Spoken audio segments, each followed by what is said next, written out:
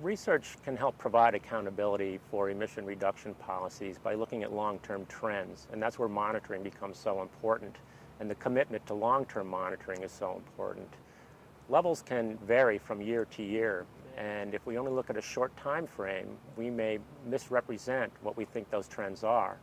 So once we look at long-term time frames, that's the only way that we can tell whether or not the strategies are having a long-term permanent effect or whether or not they're not reaching the intended consequences.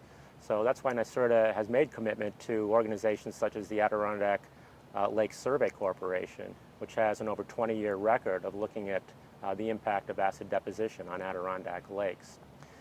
When you ask if emission reduction strategies have been effective enough, if you ask 100 different people, you may get 100 different opinions. A recent study by the National Academy of Sciences concluded no, that the Clean Air Act and some of the newer emission reduction strategies through the Clean Air Interstate Rule and Clean Mercury Rule are not going far enough, and that our environment will not be cleaned up to the extent that we hope it to, at least not in the time frame that we would like it to. If you're really asking, are we doing all that we can do, the answer is definitely no. There are technologies right now that are capable of reducing mercury emissions by more than 90%. And some of those technologies are being used at full-scale demonstrations at coal-fired power plants right now.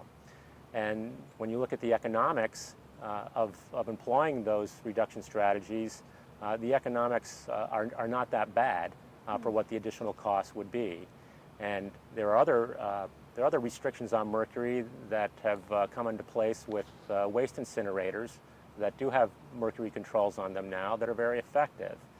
Another thing is that some of the controls that are being used to reduce acid rain precursors or sulfur dioxide and nitrogen oxide, some of those emission reduction strategies also help reduce mercury. So as we increase our controls on SO2 and NOx, we're also helping to reduce mercury, and in some cases there are other technologies being used such as activated carbon injection, which can bring mercury reductions up to over 90%. So why is it